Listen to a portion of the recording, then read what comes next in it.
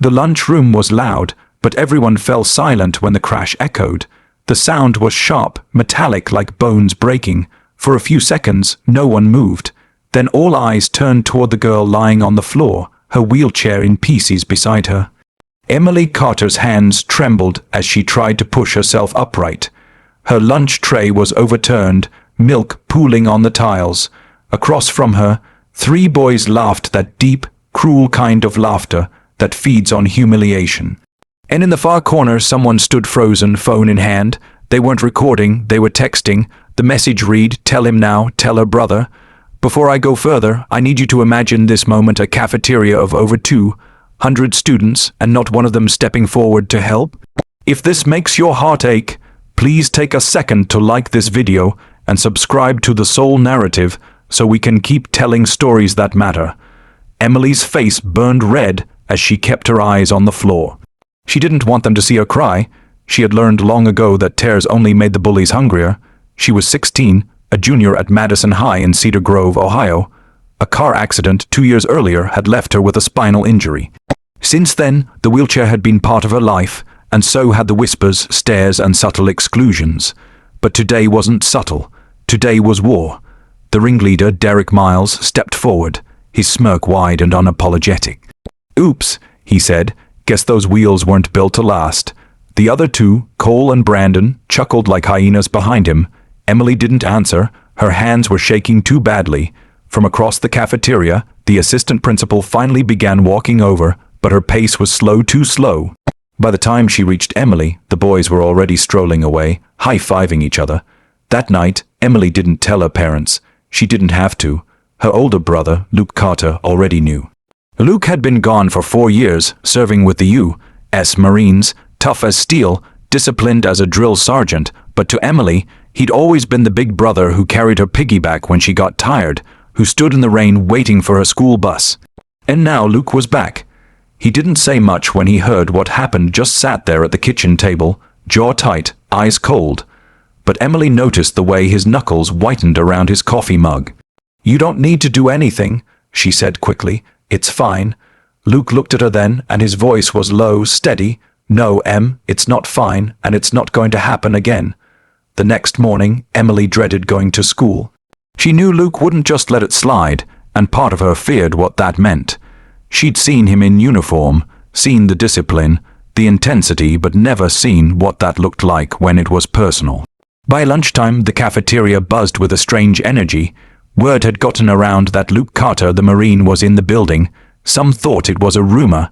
Others swore they'd seen him talking to the principal. Emily sat alone, her new temporary wheelchair creaking every time she moved. She kept her head down, hoping the day would pass without incident. Then Derek walked in. He spotted her instantly. A grin spread across his face, the kind of grin that says, "I own this room." Cole and Brandon flanked him like guards, and they made their way over. "Hey, Carter," Derek called. "How's the new ride? Looks like it might survive until Friday." Emily's chest tightened.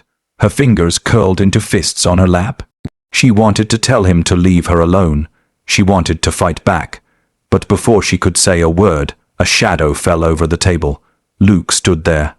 Not in uniform, just jeans, a dark t-shirt, and the kind of presence that made the room seem smaller. He was taller than Derek, broader, and his eyes didn't blink. "You, Derek?" Luke asked, his tone almost casual. Derek smirked. "Yeah, who's asking? I'm the guy who's going to teach you about respect." The cafeteria went dead silent. And that's when Luke did something no one expected, something that made even Emily's heart skip. Luke didn't yell. He didn't shove. He simply pulled out the chair across from Emily and sat down, still staring at Derek. "Sit," Luke said. It wasn't a suggestion. Derek hesitated, glancing at his friends, but something in Luke's voice made it clear. Sit or regret it. He pulled out the chair and sat. Luke leaned forward. "You think you're strong because you can pick on someone who can't stand up? That's weakness, Derek, and I hate weakness." Derek scoffed. "What are you gonna do? Beat me up? You can't." Luke cut him off. "No, I'm going to give you a choice." He reached into his pocket and set a folded piece of paper on the table. Emily stared at it. It wasn't a note, it was a photo. The picture showed Luke, in uniform, kneeling beside a young boy in a wheelchair. The boy's name, written in Sharpie on his cast, was Adam Miles. Emily froze. Miles, Derek's last name. Luke's voice was calm, but it carried weight. "This is your little brother, right? I met him in the VA hospital overseas. Your mom told me you don't visit him much. Said you're embarrassed he's different." Derek's face drained of color. His eyes darted to the photo, then to Luke. Luke continued, "Adam's tougher than you'll ever be. He's learning to walk again. And when he heard about Emily, you know what he said. He said, 'I hope Derek sticks up for her.'" Silence. "You're lucky." Luke said finally, "Because I'm not here to hurt you. I'm here to give you one chance to be the brother Adam thinks you are. You can start by apologizing to Emily and fixing what you broke." Derek's jaw tightened. For a moment, Emily thought he might refuse. But then, in front of the entire cafeteria, he turned to her. "I'm sorry," he muttered. Luke didn't move. Louder. Derek swallowed. "I'm sorry, Emily." The moment stretched. Then Luke stood, picked up the broken wheelchair parts Derek had brought back, and dropped them on the table in front of him. "You're going to fix it. You're going to sit with Emily at lunch for the next week, and you're going to visit your brother." Derek nodded once. His friends looked like they wanted to disappear. As Luke walked Emily out of the cafeteria, she whispered, "You didn't have to do all that." Luke glanced at her. "Yes, I did. Because kindness isn't weakness, but letting cruelty slide. That's unforgivable." That night, Emily found a text on her phone from an unknown number. It was a photo Derek and Adam at the hospital, smiling together.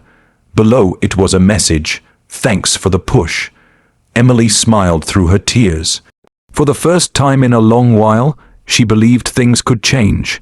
And that sound you heard in the beginning, that sharp, metallic crash, it was the sound of something breaking, yes, but not just her chair.